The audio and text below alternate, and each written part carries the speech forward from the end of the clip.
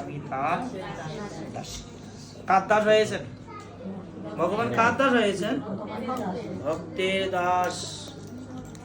দুর্যোধনের দুধ হয়ে, না, যুধিষ্ঠির মহারাজের দুধ হয়ে দুর্যোধনের কাছে, হে দুর্যোধন, যেহেতু তারা 5 ভাই, রাজ্য না দাও না, 5টা গ্রাম দিয়ে দাও, বিনা যুদ্ধে নাই দেব সুচাগ্রহ।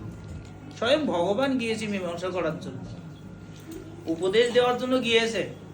কিন্তু কিছু ব্যক্তি আছে না এরকম দুর্যোধনের মতন, সাধু মহাত্মারা স্বয়ং গিয়ে উপদেশ দেয়, মাতাজি 2 মালা জপ করে, একটু একটা করে গীতার শ্লোক পড়েন, প্রতিদিন একটু ফুল দিয়েন ভগবানের চরণে, কৃষ্ণ নাম করুন, একাদশী করুন। বলছে আপনারা তো সংসার করেন নাই প্রভু, সংসারের কি জ্বালা বুঝুন, আছে না এরকম? মানে দেখুন কত অজুহাত দেখায়, কিন্তু আসলে আমরা এসেছি কি জন্য এই জগতে? কৃষ্ণ ভজিবার তরে সংসারে আইন, মিছে মায়া বদ্ধ হইয়া বৃক্ষ সময়, নাকি কি জন্য এসেছি? কিন্তু কৃষ্ণকেই ভুলে গিয়েছি, কৃষ্ণের আরাধনাই করছি, তাহলে কি লাভ? কোনো লাভ আছে? এই জন্য সংসার সংসার মিশে গেল কাল, লাভ না হইল শুধু ঘটিল জঞ্জাল। কার কার সংসারে জঞ্জাল লাই? হাত তোলে। জঞ্জাল লাই কার কার সংসার? আপনাদের টাকা পয়সা, বাড়ি গাড়ি, ব্যাংক ব্যালেন্স, অনেক কিছু আছে, অনেক কিছু আছে না? অনেক কিছু থাকার সত্ত্বেও কি সুখ আছে? সুখ নেই কেন? ভগবানকে বাদ দিলে কখনো সুখ হবে না। কৃষ্ণ ভুলি জীব অনাদি বহির্মুখ, অতএব মায়া তারে দেয় সংসার আদি। দুঃখে সংসারে কষ্ট পাচ্ছি কেন? কৃষ্ণকে ভুলি যাওয়ার কারণে। এজন্য কৃষ্ণকে আমাদের গৃহের মধ্যে স্থাপন করতে হবে, মনে করতে হবে গৃহের মালিককে কৃষ্ণ, আর আমরা তার সেবক। আগে কিন্তু প্রত্যেকটা গৃহের মধ্যে লেখা থাকতো ভবন, ভবন লেখা থাকতো, ভালো করে মনে রাখবেন, ধ্যান দিবেন। ভবনে কি কি থাকে জানেন? ভতে যেখানে ভগবান আছে, ভতে যেখানে ভক্ত আছে, ভতে যেখানে ভক্তি আছে, এই 3টি জিনিস যে স্থানে বিদ্যমান সেটাকে ভবন বলা হয়। ভবন কি কি থাকলে ভবন বলে? ভগবান, ভক্ত, ভক্তি, 3টি জিনিস থাকলে কি বলে?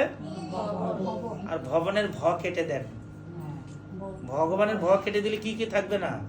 ভগবান নাই, ভক্ত নাই, ভক্তি নেই। ভবনের ভ কেটে দিলে কি হবে?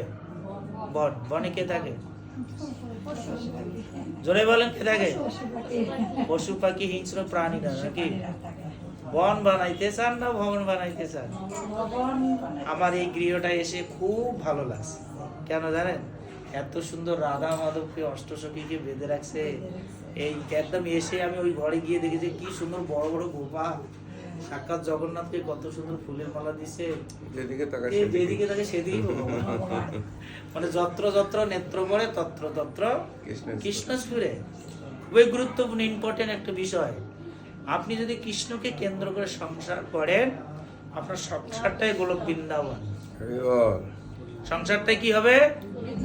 গোলক বৃন্দাবন। ভক্তিপূর্ণ ঠাকুর এই জন্য বলছেন, যেদিন গৃহে ভজন দেখি সেদিন গৃহে গোলক ভাব। যেদিন গৃহ হরিভজন হবে সেদিন গৃহটা কিসে পরিণত হবে? গোলক বৃন্দাবন। বলে যেখানে হয় নাম সংকীর্তন সেটাই গোলক বৃন্দাবন, নাকি? কিন্তু গোলক বৃন্দাবন হবে, আর ওখানে কি যুক্ত করতে হবে? ভ। তার মানে ভগবানকে মনে করতে হবে এই গৃহের মালিক, নাকি? না আপনি মালিক? আপনি না ভগবান? আপনারা যখন এসেছিলেন কিছু নিয়ে এসেছিলেন? সবকিছুর মালিক কে? তা ভগবান। অতএব এই গৃহের মালিক ভগবান। আর কীর্তনে আছে না, কৃষ্ণের সংসার করো ছাড়ি অনাচার। সংসার করো অনাচার ছেড়ে দিয়ে। কার সংসার? কৃষ্ণের সংসার। এই সংসারের মালিক কে? কৃষ্ণ। কৃষ্ণকে কেন্দ্র করে চাকরি বাকরি ব্যবসা আদি সবকিছু করুন, রান্না করুন, বাজার করুন। কাকে কেন্দ্র করে? কৃষ্ণকে কেন্দ্র করে যদি করেন, তাহলে আপনি গৃহ থেকে গোলক বৃন্দাবনে যেতে পারেন। 5-10 মিলে নিজ দাঁড়তে বসিয়া কীর্তন করস হবে হাতে তালি, খোল করতাল মৃদঙ্গ এরকম প্রভুরা না থাকিলেও আপনার বাড়িতে আপনাদের যত সদস্য আছে ত্রিসন্ধ্যায় হাততালি দিয়ে হরে কৃষ্ণ হরে কৃষ্ণ কৃষ্ণ কৃষ্ণ হরে হরে হরে রাম হরে রাম রাম রাম হরে হরে হরে কৃষ্ণ হরে কৃষ্ণ কৃষ্ণ কৃষ্ণ হরে হরে হরে রাম হরে রাম রাম রাম। হাততালি দিয়ে বাড়িতে কীর্তন করতে পারবেন না? পারবেন কি না? তাহলে কীর্তন হলে ওটা কি হবে? গোলক বৃন্দাবন। যেখানে হয় নাম সংকীর্তন, ভগবান নারদ মুনি ভগবানকে বলছেন প্রভু আপনি কোথায় থাকেন? মন্দিরে থাকে? বনে? গোলকে? নাহং তিষ্ঠামি বৈকুণ্ঠে যোগিনাম হৃদয়ন চ মদ ভক্ত যত্র গায়ন্তি তত্র তিষ্ঠ। হে নারদ আমি বৈকুণ্ঠ আসতে হরি বল, আমি বৈকুণ্ঠে থাকি না, যোগীদের হৃদয়ে থাকি না। কোথায় থাকি? মদ ভক্ত। মদ ভক্ত মানে মদ মানে আমার ভক্ত। যত্র গায়ন্তি, যত্র মানে যেখানে গুণ কীর্তন করে তত্র তিষ্ঠামি, সেখানে আমি বাস করি। তার মানে গৃহে কি ভগবান নেই? অবশ্যই আপনি গৃহে থাকো, বনে থাকো, সদা হরি বলে রাখো। আমরা যেখানে থেকে ওখান থেকে ভগবানকে লাভ করতে। ভগবত ভক্তি এত মহিমান্বিত, আপনি যেখানেই থাকুন ওখান থেকেই সাধন করে গোলকধামে যেতে পারেন। যিনি ইস্কন প্রতিষ্ঠা করেছেন কৃষ্ণ কৃপা শ্রীমতী শিলাবাসারায়ণ অরবিন্দ ভক্তিবেদান্ত স্বামী ছিল প্রভুপাদ, তিনি নিজেই গৃহস্থ ছিলেন না? চৈতন্য মহাপ্রভু গৃহস্থ ছিলেন, নিত্যানন্দ প্রভু গৃহস্থ ছিলেন, ভক্তিবিনোদ ঠাকুর ছিলেন। তা আমরা গৃহে থাকি, মন্দিরে থাকি, এটা কোনো বিষয় না।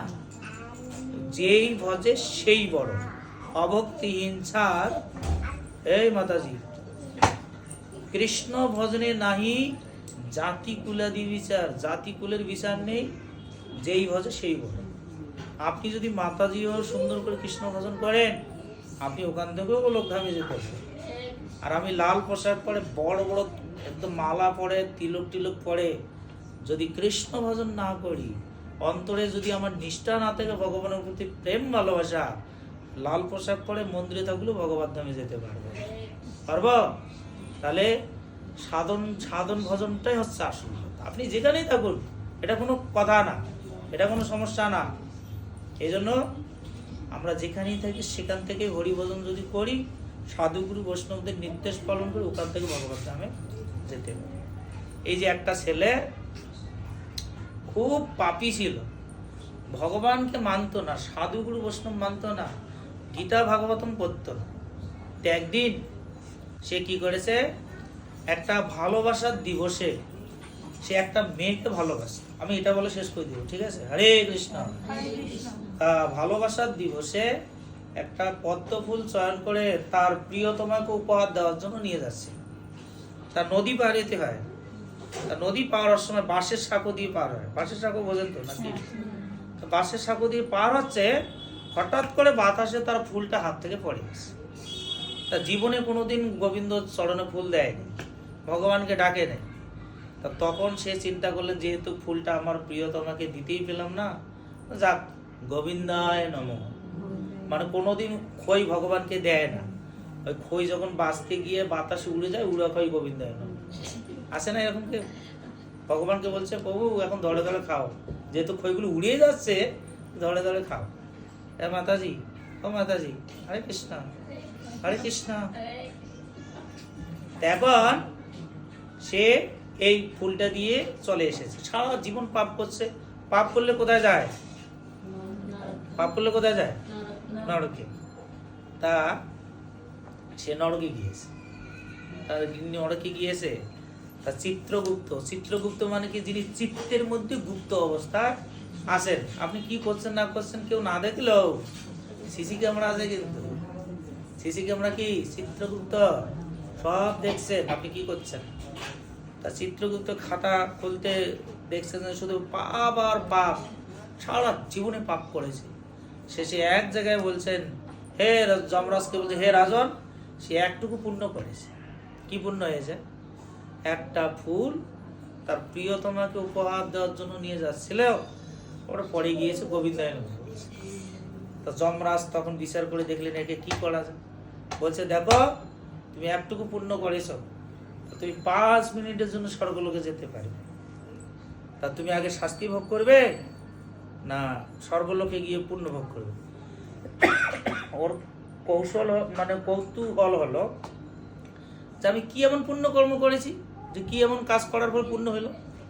তখন যমরাজ তাকে বললেন যে তোমার প্রিয়তমাকে দেওয়ার জন্য ফুল নিয়ে যাচ্ছিল, গোবিন্দায় নমঃ বলে ফুলটা দিয়ে দিয়েছো, এইটুকু তোর পুণ্য হয়েছে।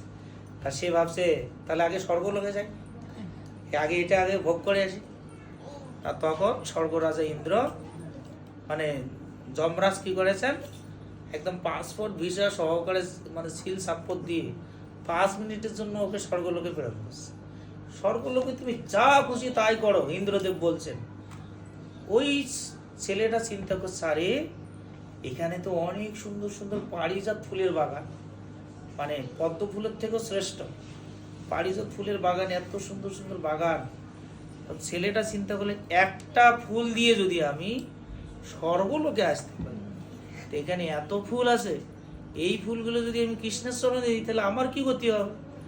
আর স্বর্গরাজ ইন্দ্রের কাছে একটা ধারালো অস্ত্র নিয়ে পারিজাত ফুলের বাগানে গিয়ে গোবিন্দায় নমঃ গোবিন্দায় নমঃ গোবিন্দায় নমঃ 5 মিনিটে হাজার হাজার ফুল ভগবানের চরণে অর্পণ করে।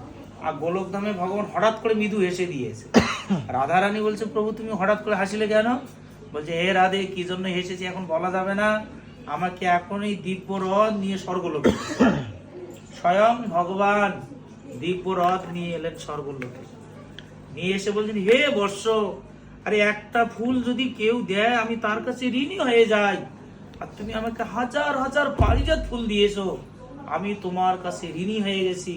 অতএব আমি তোমাকে স্বয়ং গোলকধামে নিয়ে যাওয়ার জন্য দিব্য রথ নিয়ে এসেছি। হে বর্ষ, রথে আহরণ করো। আর রথের মধ্যে আহরণ করলো, সঙ্গে সঙ্গে তাকে গোলকধামে নিয়ে গেল। বুঝতে পেরেছেন? কয়টা ফুল দিয়ে গোলকধামে গেল? হ্যাঁ, হাজার হাজার। আর কয়টা ফুল দিয়ে স্বর্গলোকে গেল? পাপ মানে পাপের শাস্তি তাকে ভোগ করতে হলো। আরে ভগবান যদি স্বয়ং কাউকে উদ্ধার করে, যমরাজার শক্তি আছে তাকে শাস্তি দেওয়া? শাস্তি আছে? স্বয়ং ভগবানই তাকে উদ্ধার করে কোথায় নিয়ে গেলেন? গোলক বৃন্দাবনে। কি দিয়ে? ভগবানের চরণের পুষ্প, সমস্ত পাপ থেকে মুক্ত হয়ে গেলেন। এই জন্য ভগবান বলছেন, ভক্তির সহিত কেউ যদি কোনো কিছু দেয় গ্রহণ করি। গ্রহণ করেন ভগবান। ভগবান নিজেই বলছেন, ভক্তের দ্রব্য ভগবান কে কে খায়, অভক্তের দ্রব্য ভগবান ফিরিও না তাকায়। যারা অভক্ত তারা যদি রাজভোগও দেয়, ভগবান সেটা গ্রহণ করে। দুর্যোধনের বাড়িতে গিয়েছিলেন রাজভোগ, কৃষ্ণ গ্রহণ করেন। আর বিদুরের বাড়িতে গিয়েছেন, একটা আদা পাকা কলা ছিল। বিদুরের স্ত্রী কৃষ্ণের রূপে মুগ্ধ হয়ে কলাটা ফেলে দিয়েছে, চোকলাটা দিচ্ছে, প্রভু খাও। ভগবান চিন্তা করছে, হায় হায়, আমার ভক্ত ভক্তির সহিত চোকলাটা দিচ্ছে, না খেলে না জানি সে কত কষ্ট পাবে। তাই চোকলাটা নিয়ে খাওয়া শুরু করছে। ভগবান চোকলা খায়, কলা খায়, অন্ন খায়? খায় না। ভগবান হচ্ছে ভাবগ্রাহী জনার, ভাব গ্রহণ করে। কতটুকু আপনি ভগবানকে ভালোবাসেন। যেমন একটু উদাহরণ, এক বাবার একটা ছেলে একটা মেয়ে। প্রভুর কয় ছেলে মেয়ে? এক ছেলে এক মেয়ে। বাহ, তো এক ছেলে এক মেয়ে। এখন বাবা বাজারে গেছে, বিস্কুট আর মিষ্টি নিয়ে এসে, বিস্কুট আর মিষ্টি নিয়ে এসে, বাচ্চাগুলো ছোট ছিল,